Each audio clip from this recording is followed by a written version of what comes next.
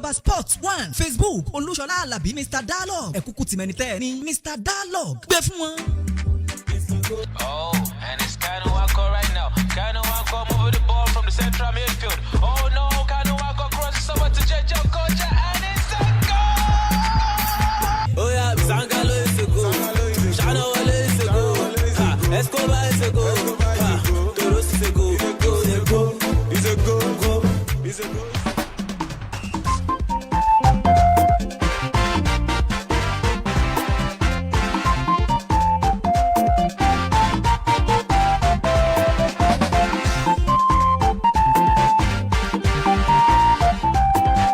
ìdíje ti AFCON tá a bá ń sọ nípa ìdíje léyìí ẹ mọ̀ pé ẹkùn Áfíríkà ní àyínà ti ń gbà pàápàá Cameroon tí wọ́n host tọdún yìí àkọọ́lẹ̀ wọn ní AFCON wọ́n ti gbìyànjú àti ní àkọọ́lẹ̀ 84 games bákan náà wọ́n kàn sí ìdígò tó ń lọ bí 75 goals pàápàá wọ́n ní àkọọ́lẹ̀ 41 wins 27 draws wọ́n lùsì géèmù bákan náà 16 games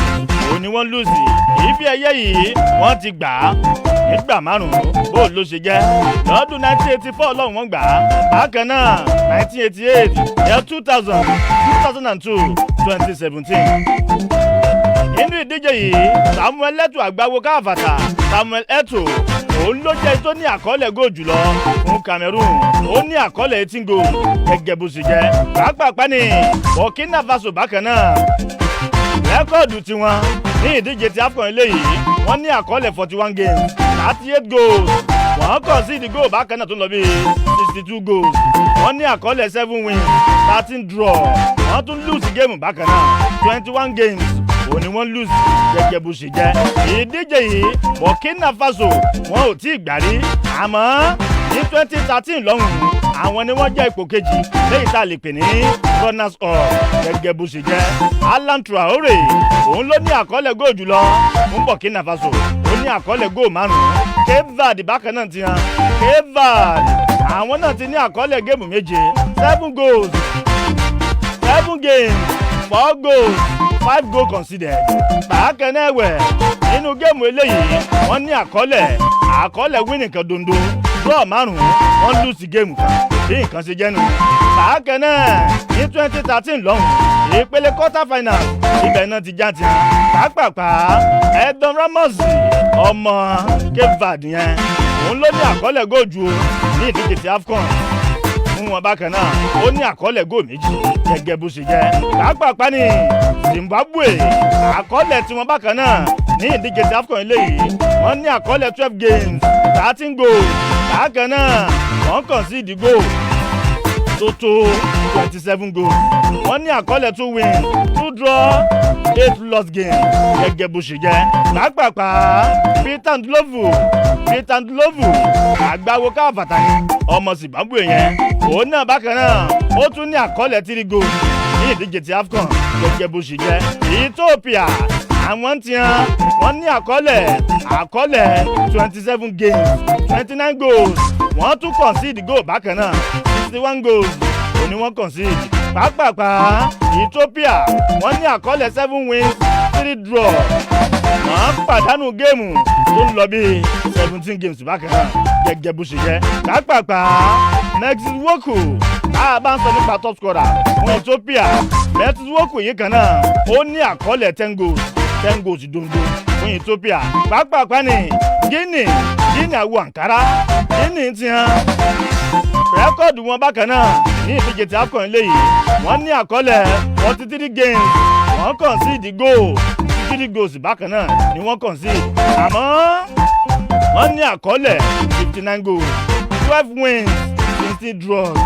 wọ́n lose game tún lọ bí 15 matches gẹ́gẹ́ bó ṣe jẹ́ pàápàá Pascal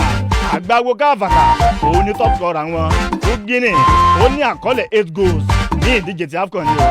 pàápàá nìyẹn Senegal ní AFCON bákan náà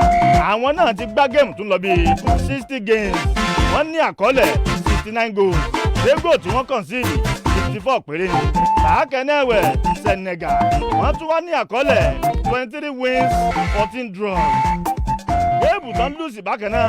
ó jẹ́ 23 gẹ́gẹ́ bó ṣe jẹ́ níyà 202 lọ́hùn-ún runners up òun náà jẹ́ bákan náà ní 2019 pápápá Henry Camara àgbáwo káfàtà ni òun ló jẹ́ top scorer fún Senegal gẹ́gẹ́ bó ṣe wà nù tán ó ní àkọọ́lẹ̀ góò márùn-ún gẹ́gẹ́ bó ṣe ń lọ pápápá gbogbo Ghana lọ́hùn-ún Ghana must go amọ̀tara wa jẹ́ Ghana wọ́n ní àkọọ́lẹ̀ 99 games ní ìdíje ti AFCON bákan náà wọ́n tún ní àkọọ́lẹ̀ 130 goals wọ́n tún ní àkọọ́lẹ̀ 82 goals conceded pápápá Ghana yìí kan náà wọ́n ní àkọọ́lẹ̀ 54 wins wọ́n ní àkọọ́lẹ̀ 20 draws wọ́n tún ní àkọọ́lẹ̀ bákan náà 25 games tí wọ́n ti lose pápápá wọ́n ti gba ìdíje ìbákan náà wọ́n gbà á nígbà mẹ́rin ọ̀tọ̀ọ̀tọ̀ ní àkọ́kọ́ wọ́n gbà á ní ọdún 1963 lọ́hùn bákan náà ẹ̀wẹ̀ wọ́n tún gbà á ní ọdún 1965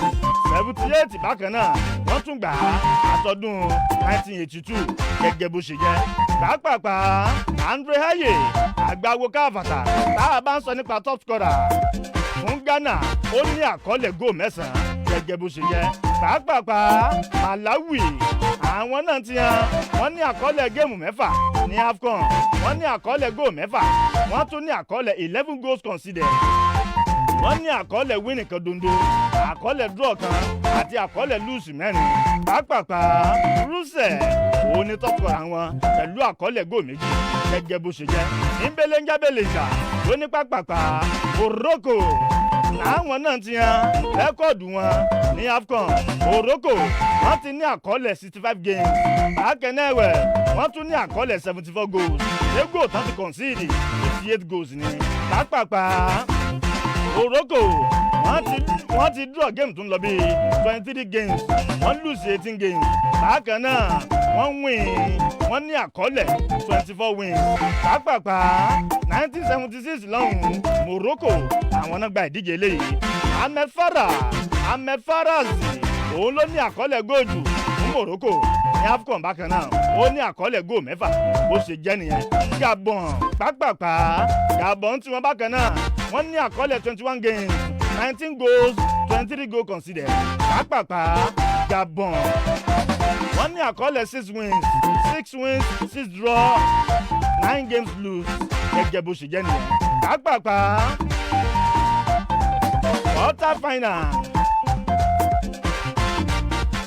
ní 2012 lọ́hùn ibẹ̀ náà ti já bákẹ́nẹ́wẹ̀ 96 lọ́hùn bákan náà quarter final wọ́n tún já ń bẹ̀ pápápá tá a bá ń sọ nípa top scorer fún Gabon a mọ̀ sọ nípa tani balógun Arsenal gbà kan rí Emerick Aubameyang ni Aubameyang Mr Miyangi agbábọ́ọ̀lù kan ti Arsenal gẹ́gẹ́ bó ṣe jẹ́ Egypt bákan náà nínú ìdíje tí AFCON eléyìí wọ́n ti gbá 100 games bákan náà ẹ̀wẹ̀ wọ́n tún ní àkọọ́lẹ̀ 164 goals wọ́n ti concede goal tó ń lọ bíi 88 goals gẹ́gẹ́ bó ṣe jẹ́ pápápá Egypt yìí kan náà wọ́n tún wá ní àkọọ́lẹ̀ 57 wins 17 draws wọ́n lose game tó ń lọ bíi 26 games pápápá ni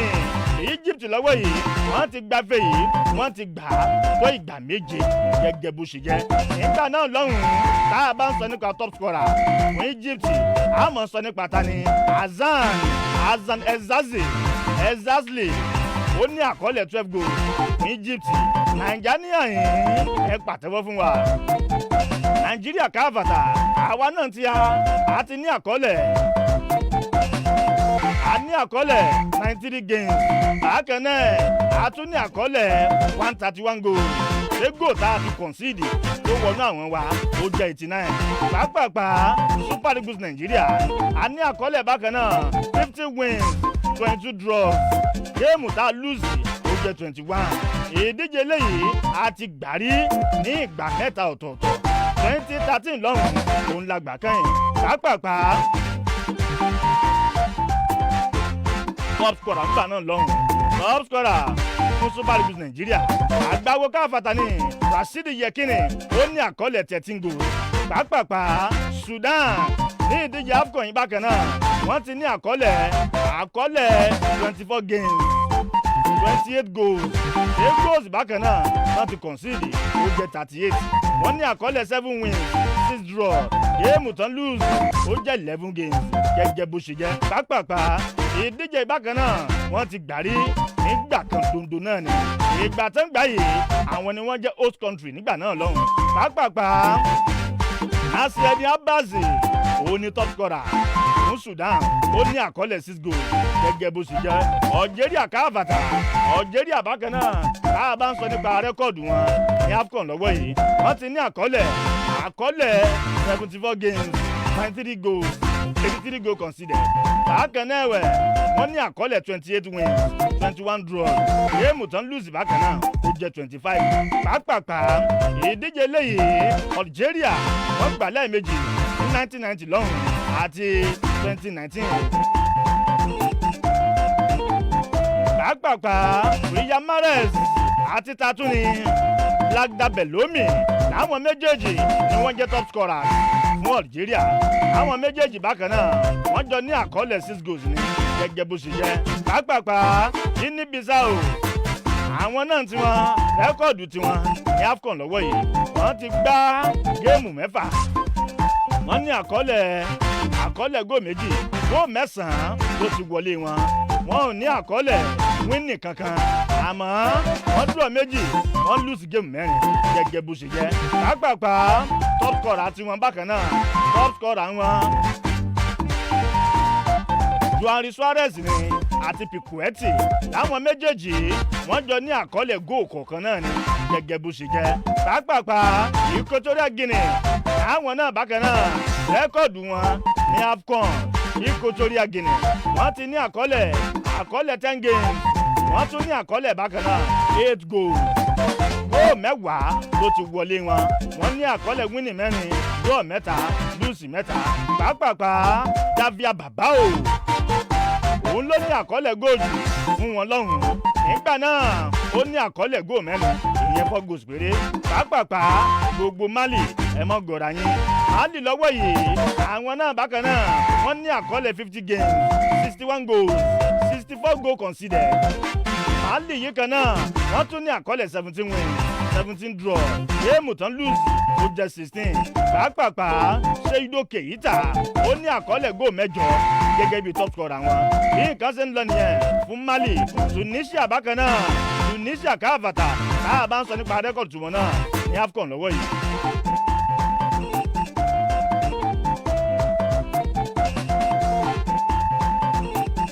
Tunisia lọ́wọ́ yìí wọ́n ti ní àkọọ́lẹ̀ 75 games wọ́n ní àkọọ́lẹ̀ 94 goals bákan náà 91 goals conceded ló ti wọlé wọn pàápàá Tunisia wọ́n ti ní àkọọ́lẹ̀ 23 wins 29 draws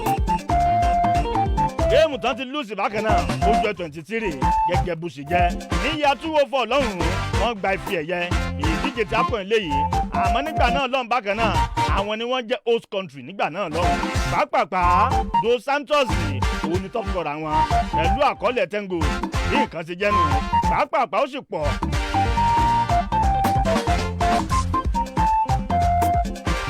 Syria lóhùn láwọn náà bákan náà wọ́n tún ní àkọọ́lẹ̀ géèmù 5 tán ti gbá ní AFCON wọ́n ní àkọọ́lẹ̀ góò 2 góò tán ti concede ó jẹ́ 11 goals wọ́n ní àkọọ́lẹ̀ wíìnì kan dondo draw kan àkọọ́lẹ̀ lùsì 3 bákan náà Basesese àti Mohamed Kaloun láwọn méjèèjì ni wọ́n jẹ́ top scorers fún Syria lóhùn torí pé wọ́n ní àkọọ́lẹ̀ góò kọ̀ọ̀kan pàápàá Mauritania àwọn náà bákan náà àkọọ́lẹ̀ tiwọn ní AFCON lọ́wọ́ yìí wọ́n ti ní àkọọ́lẹ̀ géèmù 3 góò kan dondo góò 4 péré tán ló ti wọnú nẹ́ẹ̀tì wọn ò win kankan wọ́n dúró méjì wọ́n lùsì kan gẹ́gẹ́ bó ṣe jẹ́ Otasie Hassan òun ló jẹ́ top scorer wọn pẹ̀lú góò kan dondo Côte d'Ivoire káàbàtà àwọn náà ní AFCON yìí wọ́n jọ ṣe ni kò bàjẹ́ pàápàá Côte d'Ivoire wọ́n ti ní àkọọ́lẹ̀ 91 games bákan náà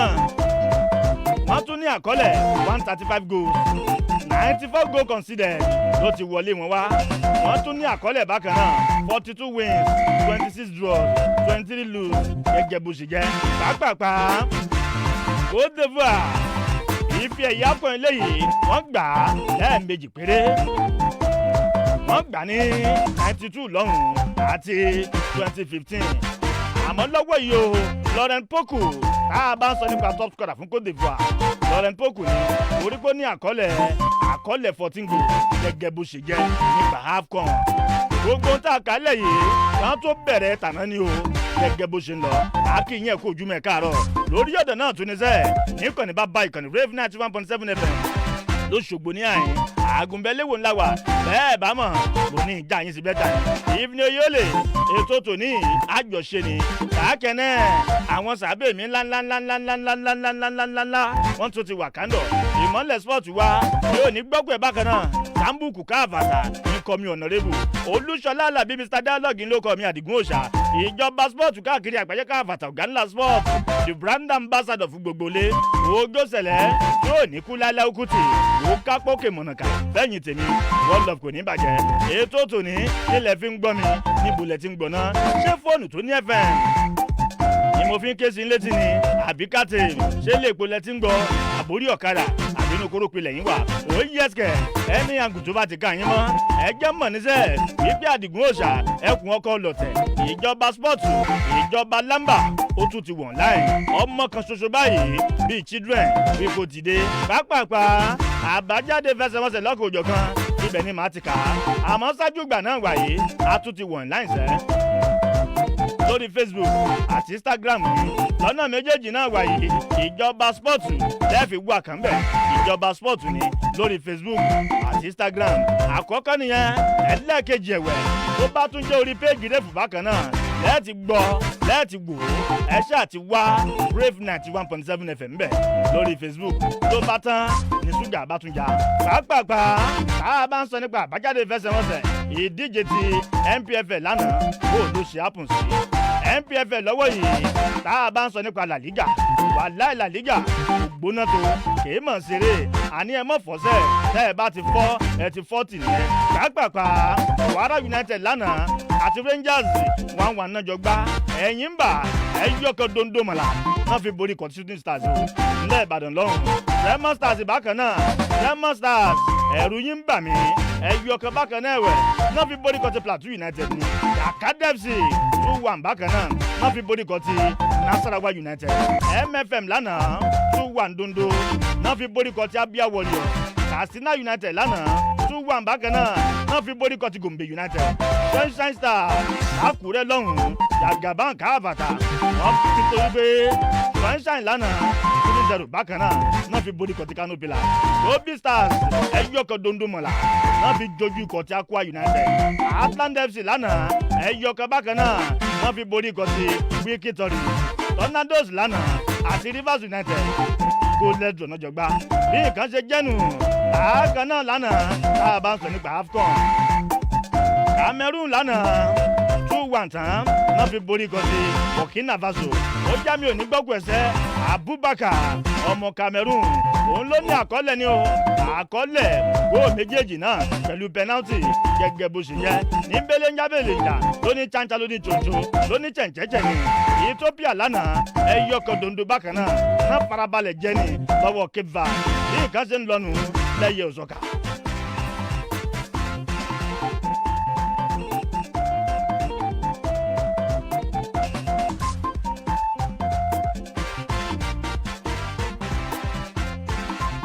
pápápá gbogbo Arsenal káàbàtà bó lẹ́sẹsẹ ẹ̀mí ọlánipẹ̀kún sàmọ́lẹ́mọ̀lẹ́ alfa wọn ní fìmílẹ̀ Àdìgún yóò ní gbọ́kù ẹsẹ̀ super kéèké bàbá ìyá aláwù blogs ojoojúmọ́ ní ṣe dáadáa gbogbo Arsenal lọ́wọ́ yìí bó ló ṣe ń lọ wọ́n lẹ́nìwèé àwọn sì wà ń bẹ̀ ẹ ti gbọ́ pé Nottingham Forest wó kan dondo bákan náà náà fi lé Arsenal wọnú aginjù lọ kọ́lọ̀ mọ́ sọ wa gbogbo Chelsea káàbàtà 5-1 tán náà fi borí Chesterfield lánàá bí nǹkan ṣe ń lọ ẹ̀ mọ́ gọ̀ọ̀rà yín Timo Werner lọ́kọ́ mi àwọn bákan náà Hudson Odoi náà tún jẹ góòlù Lukaku dà èèyàn wa òun náà tún ní àkọọ́lẹ̀ gò tó fi dórí ta tún ní Christensen àti Hakim Ziyech bí nǹkan ti jẹ́nu lápá La Liga lọ́hùn-ún Karim Benzema àgbáwo káfàtà òun ti ní àkọọ́lẹ̀ 300 góòntì ẹ̀ 300 goals torí pé 4-1 tán yányán ó ní Madrid káfàtà náà fi borí kọ̀tí Valencia ó dàgán lọ́wọ́ yìí Karim Benzema góò tó ní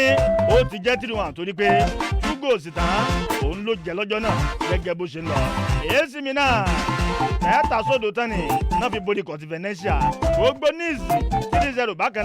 náà fi borí kọ̀tí Brest bí nǹkan ṣe jẹ́nu pàápàá Sassuolo 5-1 tán náà fi borí kọ̀tí Empoli.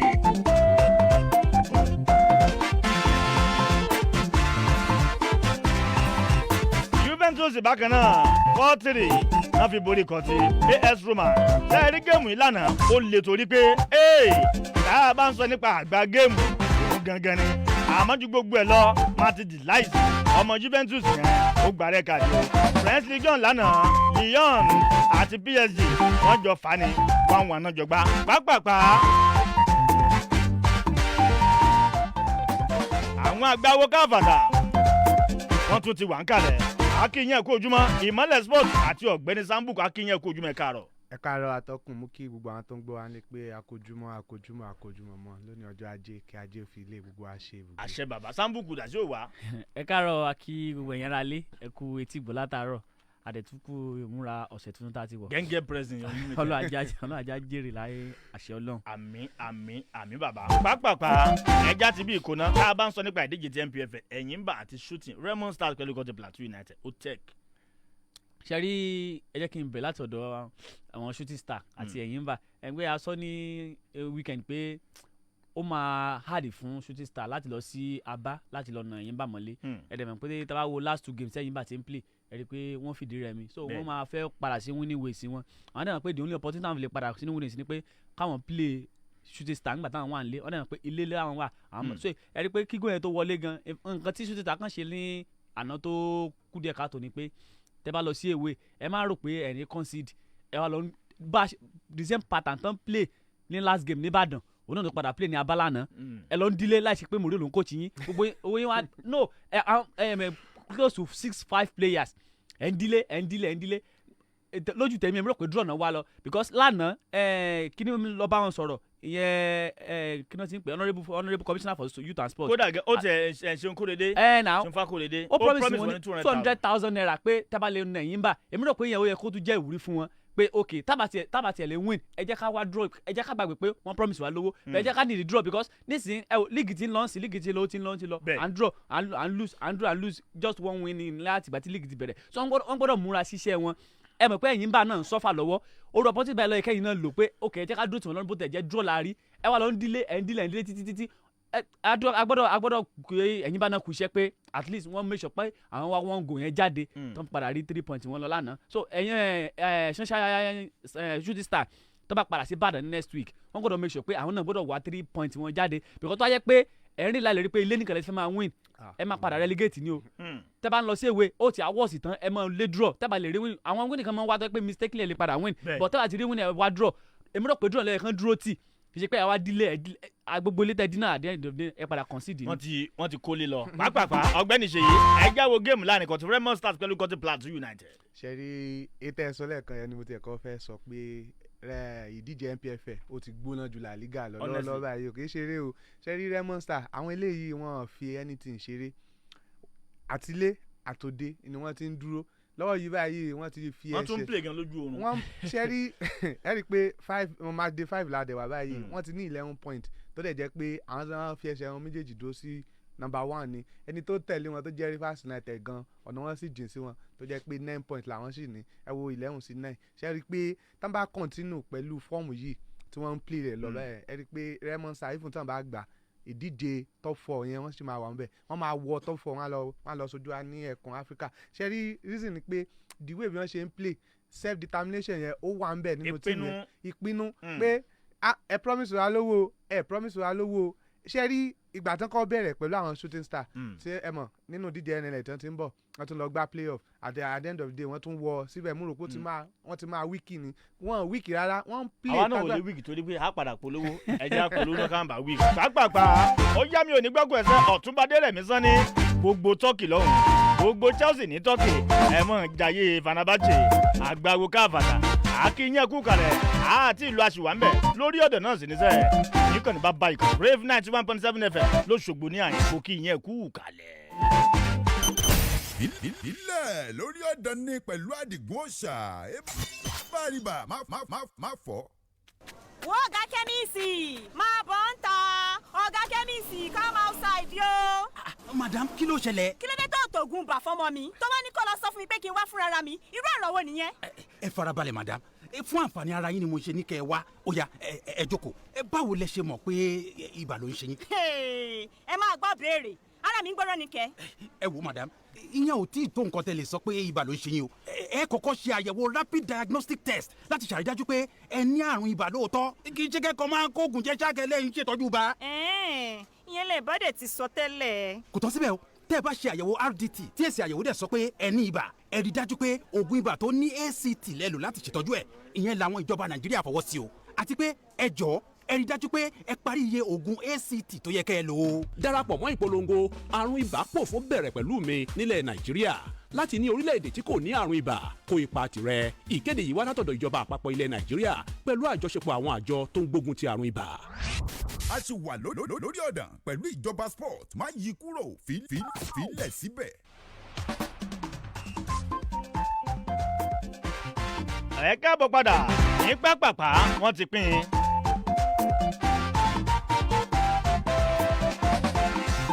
tá a bá ń sọ nípa draw ìdíje tí FA Cup ní ìpele kẹrin 4th round bó ṣe wà sí leléyìí pápápá Wolverhampton Wanderers àti Norwich City Everton bákan náà àti Brentford Southampton àti Coventry Chelsea dáná o Chelsea àti Plymouth ìkànnù Man U àbí Aston Villa náà mọ̀ kojú Middlesbrough Man City àti Fulham West Ham káfàtà àwọn àtikọ̀ ti ìdá mista lájọmọ̀ fà á gẹ́gẹ́ bó ṣe jẹ́ bí nǹkan ṣe ń lọ́nu lápá bẹ̀ ẹ wá gbọ́ dáadáa ìdíje léyìí every 4 lọ́jọ́ Friday òun ni ó wáyé tá a bá ń sọ nípa ìpele kẹrin ìyẹn 4th round ni o màá gba ní February 4 ọjọ́ kẹrin oṣù kejì ọdún ìbákan náà gẹ́gẹ́ bó ṣe ń lọ ní belenja lóní pàpàpà lóní pàpàpà òní ìgbésí létí ni ẹ wá gbọ́ torí pé lálẹ́ àná àwọn fans Arsenal kan wọ́n ní Àdìgún kí ló fà tó jẹ́ pé jẹ́sí Arsenal wọ̀ wọ́n fi play kan ti Nottingham Forest òfin báláwo ni láìsí lékeleke oníṣẹ́ ìfẹ́ gbọ́ tán ẹ̀jẹ̀ ń jà yín bẹ́tà lánàá yìí ohun tó fà á wọ́n fi wọ jẹ́sí ni wípé ẹ̀ẹ́dì pé ohun tán wọ̀ kò sí rẹ́ẹ̀dì kankan mbẹ̀ ohun tá a gbọ́ ni pé wọ́n ti ní àkọọ́lẹ̀ tá a bá ń sọ nípa àkọọ́lẹ̀ àkọlù wọ́n ti fi ọ̀bẹ yálà wọ́n fi ọ̀bẹ pààyàn ní o wọ́n fi wúndè yẹn ní o ní London lọ́hùn ó ti ń di lemọ́lemọ́ lọ́gbọ́ ìbákan náà ọmọ léńjeléje bíi ọgbọ̀n 30 teenagers la gbọ́ wípé wọ́n ti fi ọ̀bẹ gbẹ̀mí wọn ní London lọ́hùn àjọ Arsenal ikú Arsenal àti àjọ kan náà wà nígbẹnu pé ká máa dín ètò ìwà ọ̀daràn ká máa dínkù ohun tó fà á tó yẹ pé yẹ́sí eléyìí náà wọ̀ náà fi play lánàá yìí rẹ́ẹ̀dì kankan ò sí mbẹ̀ white balawu gẹ́gẹ́ bó ṣe jẹ́ ìbélénjábélénjà lóní pápápá lóní pápápá mo ní ìdálẹ̀ wẹ̀rẹ̀wẹ̀ ni pápápá ọ̀gbẹ́ni Ṣèyí Remo Stars àti Plateau United. lọ́wọ́ tí Remo Stars wà nínú díje márùn tán ti play wọ́n ti win 3 win ni wọ́n ní wọ́n dẹ̀ ní 2 draw wọ́n ti lose rárá ṣe rí pé ó good láti start game pẹ̀lú ṣe rí bọ̀ kán ní lọ́kàn pé wọ́n lè fi unbeaten even tó bá máa gba league kán gbàgbé unbeaten o at the time of unbeaten ti lọ lọ́wọ́lọ́wọ́ báyìí kìtì ẹ̀ ṣe Nàìjíríà beaten ni wọ́n á nẹ̀ so kó máa retí ọjọ́ tó máa jẹ̀yà then ṣe rí defence line wọn yẹn ni mo tiẹ̀ fẹ́ kí because only 1 goal náà ṣe concede láti gbà náà ti bẹ̀rẹ̀ game ó good to start the league with so far tó jẹ́ pé wọ́n ṣì ń try bó ṣe 1 goal àti ewé o àti òmò wọn ṣáà ń try láti play wọn àti neutral kódà kan gbọ́n aṣọ́sùn lórí stadium àyè wọn á play ńbẹ̀ wọn á dẹ̀ ní result so ìyẹn dára láti jẹ́ pé bí wọ́n ṣe bẹ̀rẹ̀ yìí tán wá ẹ rí i pé àwọn ò fẹ́ padà unlike àwọn èèyàn wa ń bàdàn tó jẹ́ pé ọmọ ìyá wa náà ni wọ́n àwọn tí wọ́n dìbò bí wọ́n ṣe ń play tán bá continue láti máa play bẹ́ẹ̀ yẹn gẹ́gẹ́ bí ọ̀gbẹ́ni Sambu ṣe sọ wọ́n á padà síbi tí wọ́n ti ń bọ̀ wọ́n kàn wá jẹ champion sí NNL ni wọ́n á lọ wọ́n á tún padà wọ́n á lọ wọ́n á tún padà kò yẹ òdì àwọn shooting star ni mò ń sọ tí wọ́n bá continue bẹ́ẹ̀ yẹn kán wo ti Remo Star kan fi ṣe at least wọ́n dẹ̀ ní supporter wọn ní kóríyá tó jẹ́ pé wọ́n ń ṣe kóríyá fún wọn ìjọba ń ṣe àwọn àjọ aládàáni individual náà ń ṣe fún wọn so èmi rí i pé lè yẹ kó jẹ́ àzìn ìwúrí fún wọn láti ṣiṣẹ́ takuntakun lórí pitch torí pé iṣẹ́ táwọn gbà nìyẹn àwọn olóko tí wọ́n ń dá wọn dẹ̀ lódò wọn níbi iṣẹ́ bọ̀ iṣẹ́ yẹn ni pé kán ṣe kán dẹ̀ ní ìsọ̀tì. wọn ò ní fúra tán fẹ́ tà pàápàá ọ̀gbẹ́ni Sambu ẹjá o game láàrin kan ti Dakada FC àti kan ti Nasarawa United 2-1. in fact sẹ́rí Nasarawa United ló fi orí wọn fún kọ̀lọ̀kọ̀lọ̀ láti jẹ. wọ́n fi egbèrè fún kọ̀lọ̀kọ̀lọ̀ jẹ. àbúrò tí mo bọ́ọ̀lù nílà ìsúná sọ ẹ̀ in fact tó bá yẹ pé ìgbà tí kí n ló kọ́kọ́ score Dakada FC ló kọ́kọ́ score equalize ẹ wá ní opportunity because one thing about NPFL ni pé tó bá ti ní opportunity láti lead ní second half close to 60-70 minutes ẹ̀mí ẹ̀ lókù tó máa fi gbẹ́lẹ̀ tó kù tó máa padà rí draw ẹ wá rí penalty ẹ wá lose ẹ̀ àwọn yàrá rò pé opportunity yẹn fáwọn láti padà borí in fact wọ́n padà wá despite pé Dakada gba red card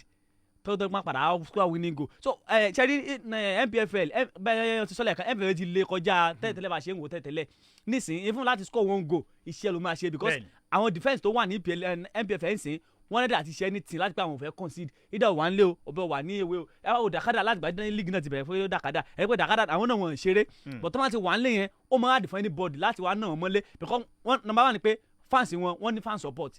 ìyẹn dẹ̀ mọ̀ ń jẹ́ ìwúrí fún any team tó wá ti ní tó wáyé pé àwọn fans ẹ̀ wọ́n support yín tí wọ́n tì wọ́n lẹ́yìn tó wá tì wọ́n lẹ́yìn ẹ wo last 5 games wọn game méjì náà lose ní last 5 games wọ́n win méjì wọ́n draw ẹyọ kan so ní NPFL tó bá ṣe láwọn start báyẹn ní NPFL ó ti ń ṣe dáadáa because o lè expect kó win 5 games straight tó bá draw wà lose tàbí kó win méjì díẹ̀ bẹ́ẹ̀ ni ẹ wo eléyìí tó ṣẹlẹ̀ Remo Star so Dakada FC àti Plateau United wọ́n ti ń já wálẹ̀ díẹ̀díẹ̀ tó yẹ kán padà múra sí ní ẹ pé most àwọn league àwọn team tó wá láti north wọn in fact Kano Pillars àwọn náà wọn ti ṣe dáadáa season yìí so wọn gbọ́dọ̀ múra láti lẹ̀ kán mọ what next máa ṣe. kán lè mọ tán ṣe. if not so wọ́n jẹ́ pé most of àwọn tó máa relegate láti ní season yìí wọ́n jẹ́ pé north náà ti máa wá. ẹja wo géèmù Sunshine Star pẹ̀lú gọ̀tí Kano Pillars 3-0. inú mi kàn dùn torí pé Sunshine the way bí wọ́n ṣe bẹ̀rẹ̀ géèmù yìí as in ní season yìí kò fẹ́ẹ̀ fi wá dáa tó ẹ mọ̀ pé first game wọn bóyá àti ìmọ̀bí tó já sí báyìí bóyá ti àwọ̀dù 3.1 bóyá àwọn yẹn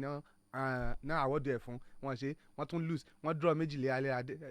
winning àkọ́kọ́ wọn ní sànsàn so wọ́n ní option than to win gbogbo anágbọ́dọ̀ fi play ball yẹn ẹ̀ dẹ̀ rí i pé wọ́n dẹ̀ try wọ́n ṣe at least 3 goals ní NPFL lọ́rẹ́ kí ẹ̀ tó go 3 goals kò yí sí sà because ẹ mọ̀ àwọn tí wọ́n ń wá yẹn àwọn Kano Pillars àmọ́ wọn náà àmọ́ takuntakun tó ń ṣe tẹ bá ń wo àwọn player ẹ̀ gan lórí pitch gẹ̀ ẹ̀rọ máa bá yín ni because wọ́n very strong giant dúdú wọn gan tó bá ń bọ̀ tó ń gbé bọ̀ bí òmìnira ni but at the end of the day Sunshine Star wọ́n ní láti jáwé sí òbí iṣẹ́ àti gbàgbọ́ wọn kán lè mọ̀ tán ṣe because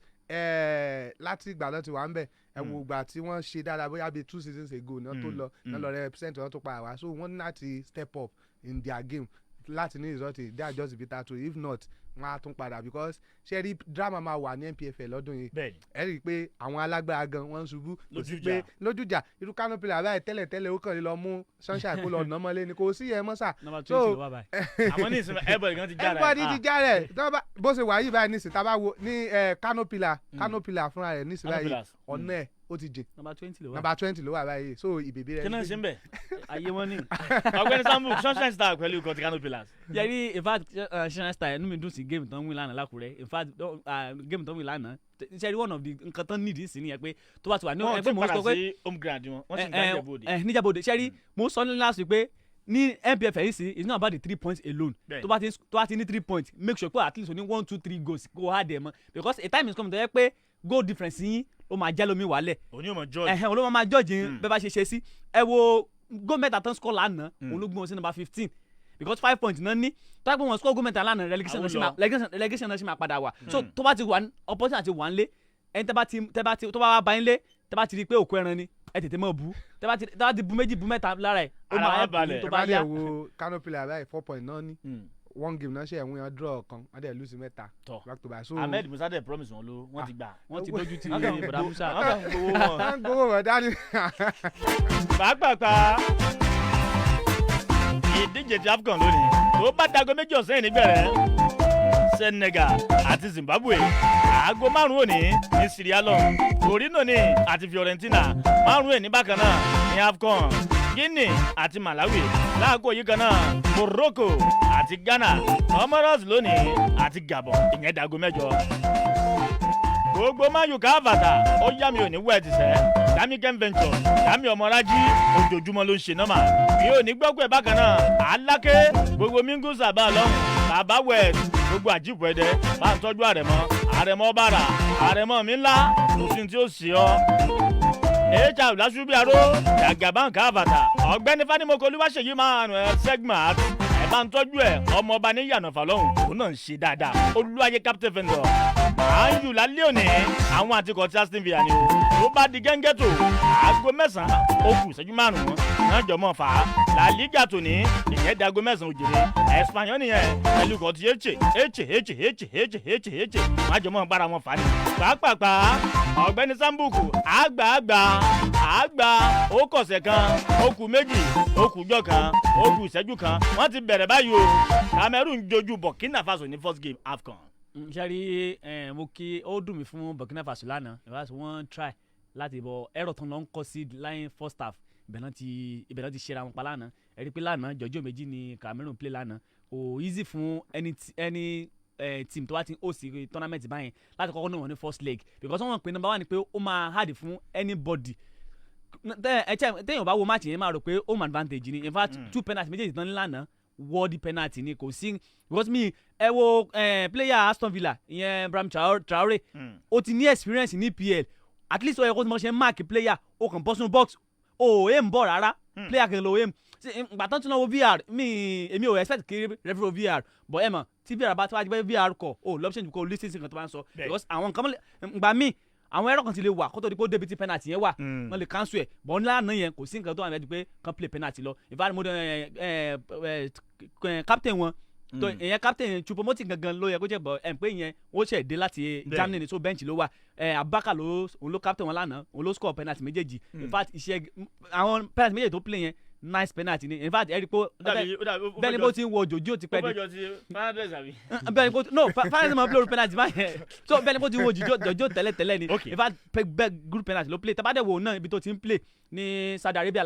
ní lọ́hùn òun náà ní 15 appearances 12 goals so òun náà ṣe striker kì í ṣe striker kan tí ò mú bọ̀ gbá lánàá Cameroon ṣiṣẹ́ àgbàwo iṣẹ́ yìí wọn nǹkan tó kọ̀ dùn mí fún Burkina Faso ni pé second half ṣẹ̀ṣẹ̀ wà lọ ń play first half tẹ́yẹ kẹ́ ti kọ́kọ́ play lẹ́ti commit error àwọn ló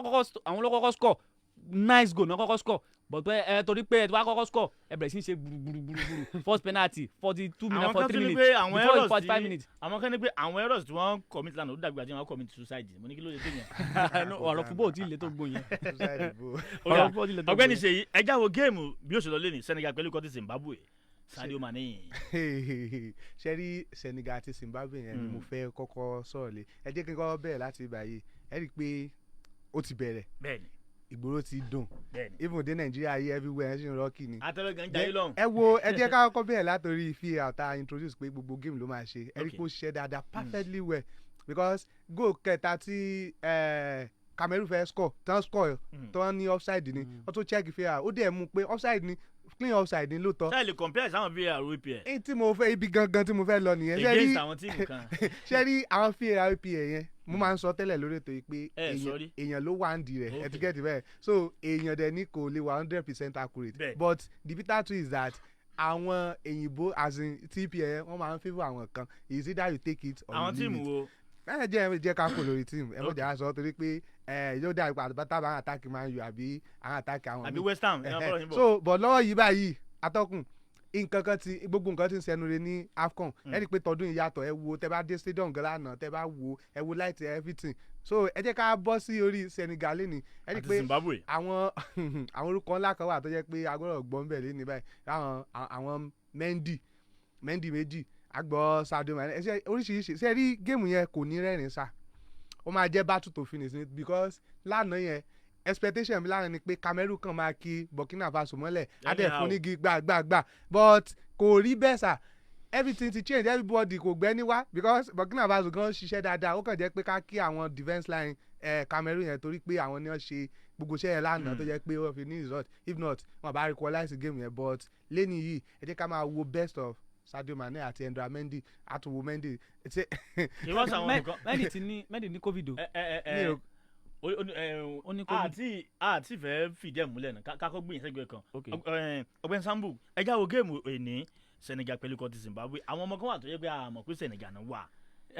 ṣẹ́rí ọmọ kan bẹ́ẹ̀ nínú Bayern Munich ń bẹ̀ sa àti Malansa ọmọ ikọ̀ ti Watford bákan náà Kalidou Koulibaly ọmọ Napoli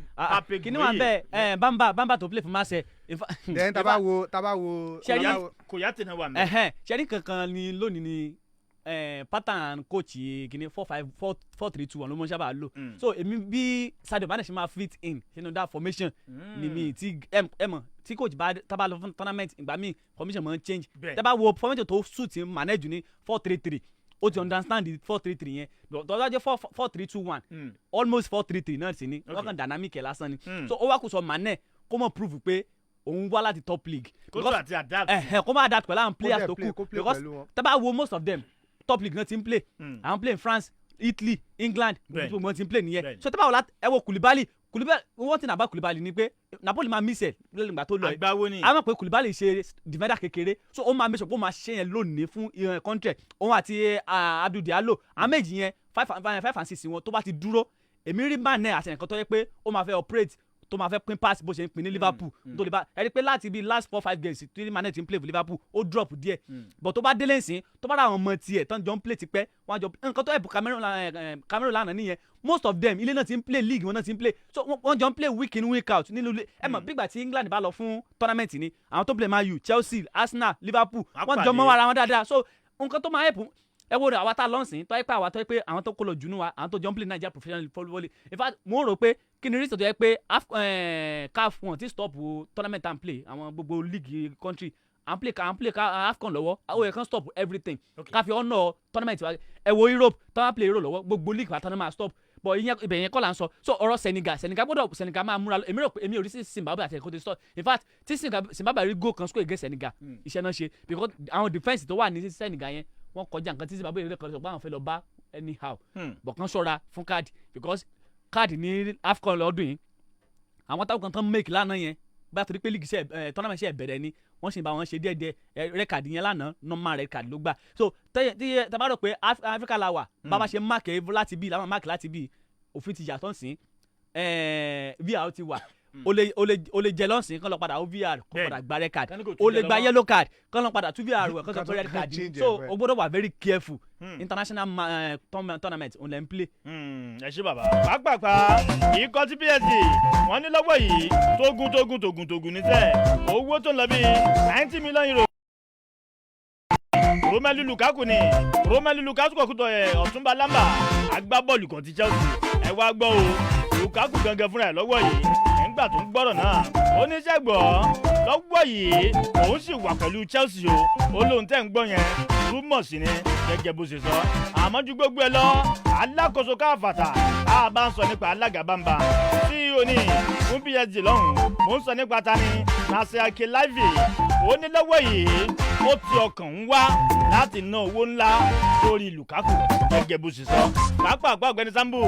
Nottingham Forest pẹ̀lú kan ti Arsenal. In fact Arsenal ṣe nǹkan tí ó bójú everybody jẹ́ ní. ẹ má sọ pé everybody o. ẹ jẹ́ kọ́kọ́ kí Mr. Fatai pé wọ́n ṣe ọjọ́ Saturday bá ṣe parí program tí mo lọ ra nǹkan lọ́dọ̀ wọn wọ́n rí pé àṣẹyìn Sambu mo ní bẹ́ẹ̀. Arsenal fans ni wọ́n. Arsenal fans ni wọ́n. àwọn bójú jẹ́ lọ́tọ̀. so wọ́n fún mi lówó ọkọ̀ mo dúpẹ́ lọ́wọ́ wọn gan ṣe in fact ṣe rí number 1 pé Arsenal lánàá. tó fi dùn tán yẹn lose ni o. ṣe rí coach Arsenal ṣe rí yẹn kó mo sọ lọ́jọ́ Saturday mo ní one thing about Thomas Tuchel ni pé kò ní fi géèmù kankan ṣeré ẹ wo Arsenal Chelsea play against Chesterfield. ẹ mọ kó lórí Arsenal no mi kó lórí ẹ wọ àwọn players tó ń fix sínú match tó bá ti ń play team like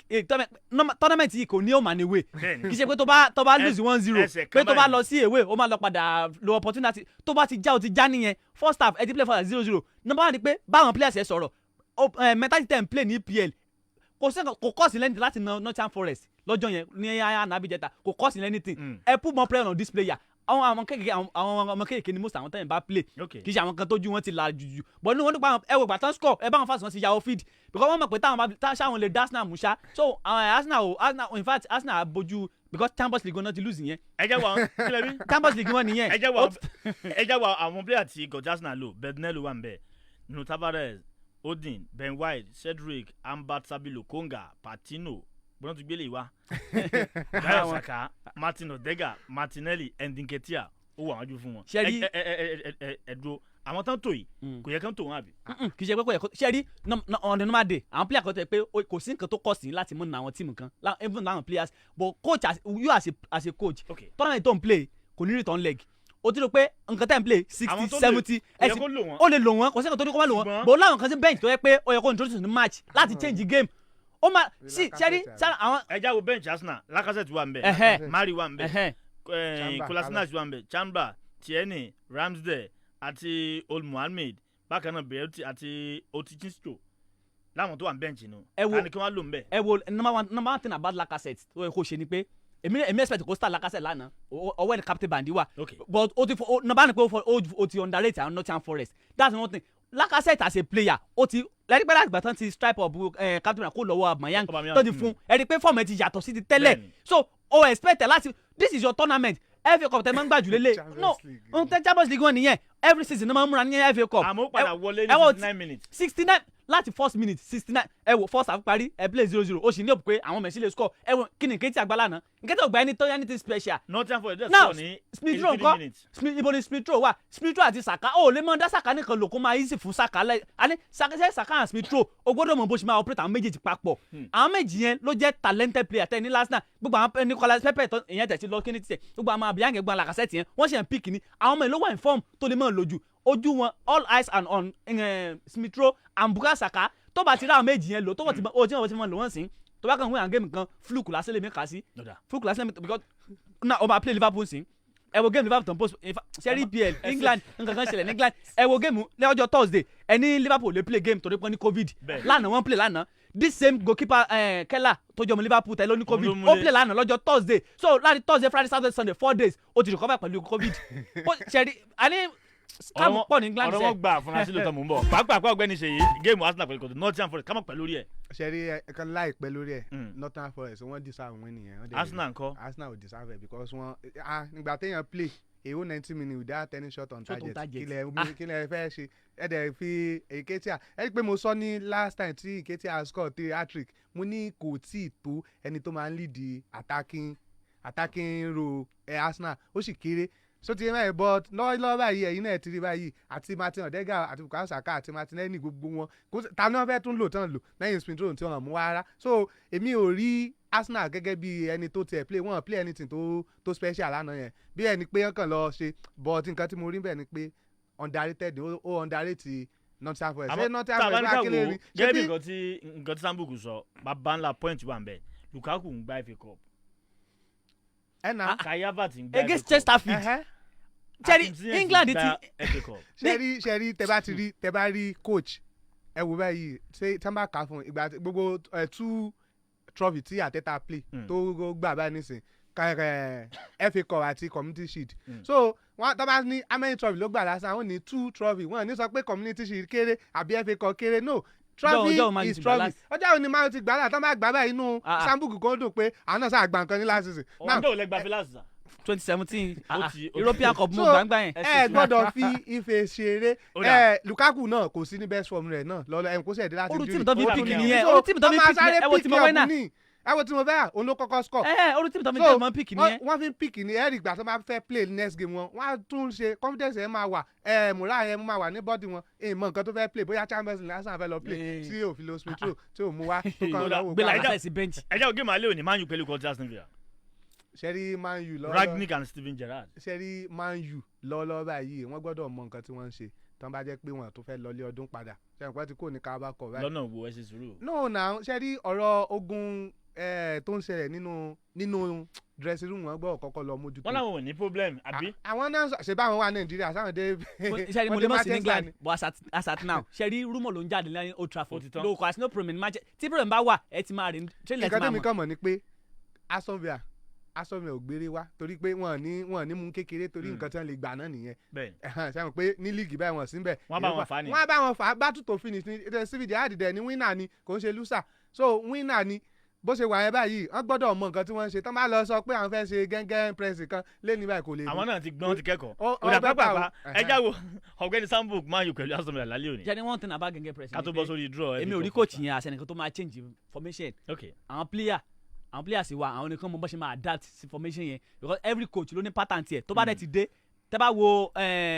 Aston Villa last 2 games wọn. but tí pattern ò bá work tó bá play pattern A tí ò bá work wá switch náà ẹ wo ẹjẹ nsọ nǹkan fún mi. sí this formation kò kọ́ sí player láti adapt sí. Chelsea Tottenham tán play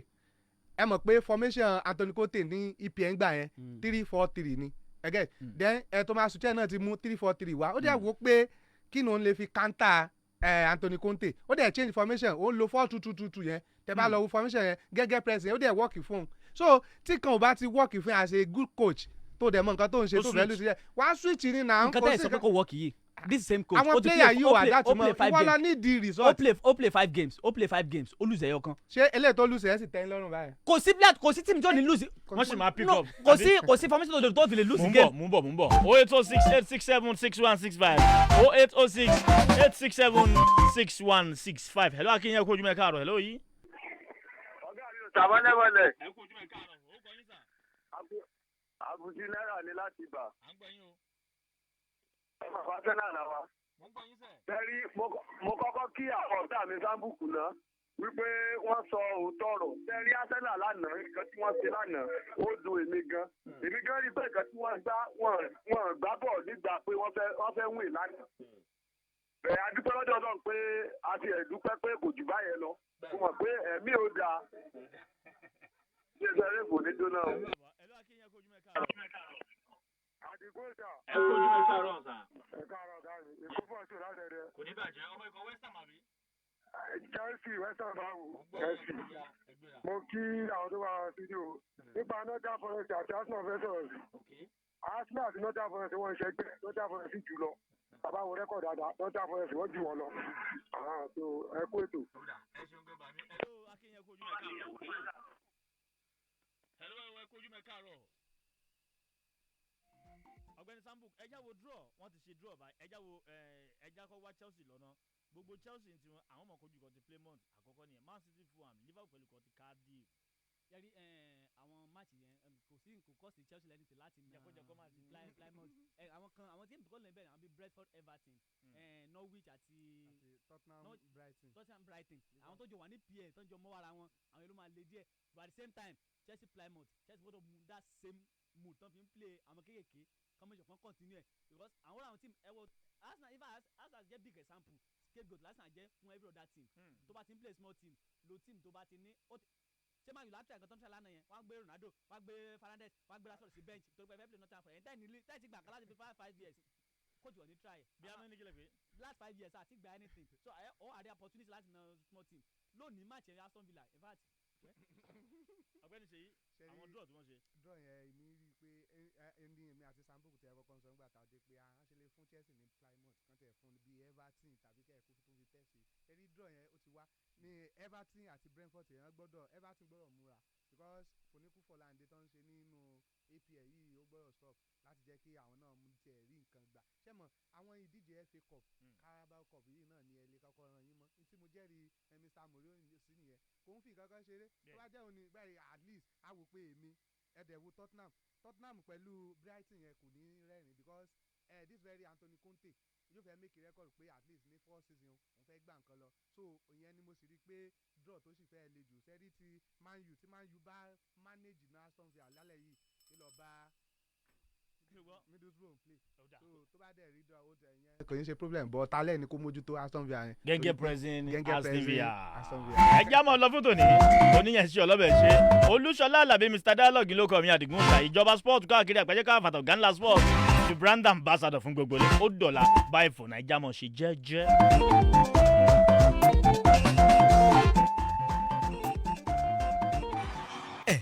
ṣe rí i pé góòlù ṣe fi wé pàǹdà ṣákì ó yàtọ̀ gan-an bẹ́ẹ̀ ṣe gbọ́ gbádùn ẹ̀ lónìí ẹ̀ tún gbọ́ bẹ́ẹ̀ lọ́la lọ́tún àrà ní ìjọba sports là ń bà pọ̀ ó shock. bọ́mọdé bá ròyìn àṣàkàrà nù Rave 91.7 FM ní gbogbo ayé ń gbọ́n sìn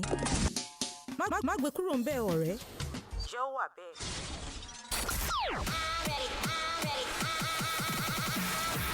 Music is on. Music is on. This is your amazing radio station. Rave 91.7 FM. Please listen to these announcements. This is to inform the general public, especially motor vehicle owners, private and commercial, that Osun Internal Revenue Service, in collaboration with all insurance practitioners in the state, has commenced the e-third party insurance policy. Kindly walk into any licensing office across the local government areas in the state for the third-party insurance policy. This giant stride, which has the approval of the state government, is aimed at eradicating issuance of fake insurance certificates and ease accessibility to successful claims, among other benefits. Please note that Insurance Act 2003, Section 68, Subsection 1, clearly emphasizes the importance of third-party insurance policy cover for all vehicles on the road, while Section 68, Subsection 4 of 250,000 naira or imprisonment of 1 year or both to violators. Please note that approved premiums to be paid are motorcycle 1,500 naira, car 5,000 naira, commercial vehicle 7,500 naira, mini truck 10,000 naira, truck and van 25,000 naira. For more information and inquiry, please call us on